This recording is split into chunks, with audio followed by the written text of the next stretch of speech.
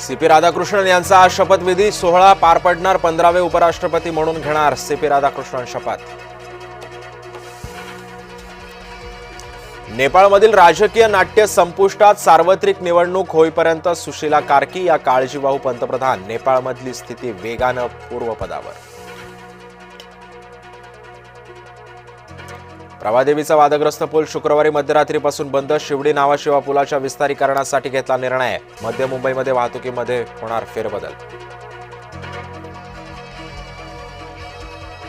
किरण मानेच्या पोस्टवर लोक संतापले. ठिकठिकाणी किरण विरोधात पोलीस तक्रारी. किरणकडून भारतातही अराजक घडवण्याची चिथावणीखोर पोस्ट.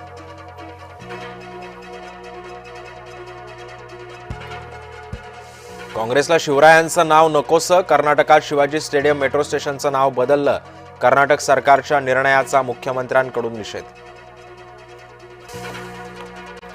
ओबीसी समाजाच्या नेत्यांनी GR नीट वाचा. छगन भुजबळांचं वक्तव्य. तर ओबीसी नेत्यांना फडणवीसांचं आवाहन. तर मुख्यमंत्र्यांचा आदर करतो, त्यांचा हेतू चांगला. मंत्री छगन भुजबळांची प्रतिक्रिया.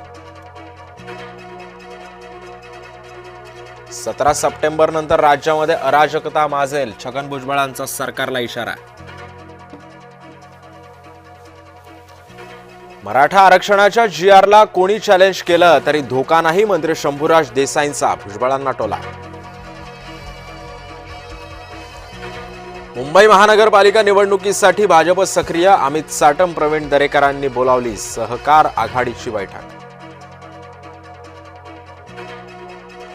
जळगावात पवार गटाच्या पदाधिकारी मेळाव्या संपन्न. प्रदेशाध्यक्ष शशिकांत शिंदे उपस्थित. मेळावा महिला प्रदेशाध्यक्ष रोहिणी खडसेंनी मेळाव्याकडे फिरवली पाठ. नागपुरात ट्रक चालकाकडून लाखोंच्या तुरडाळीची चोरी. उत्तर प्रदेशात जाणाऱ्या मालाची इंदोरमध्ये परस्पर विक्री. वर्ध्यामध्ये विजांच्या कडकडाटासह मुसळधार पावसाची हजेरी. सोयाबीन पिकावर दुहेरी संकट. शेतकरी चिंताग्रस्त. येलो मोझॅक नंतर आता पावसाचाही तडाखा. नेपाळच्या आंदोलनातील मृतांची संख्या 31 वर. नेपाळच्या तुरुंगातून 15,000 कैदी पळाले.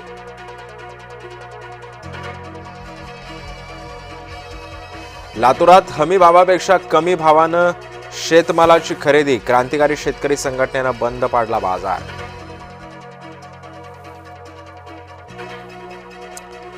शिर्डीतील साईबाबा संस्थानामध्ये मोठा बदल. AI प्रणालीमुळे दर्शन जलद आणि सुरक्षित होणार.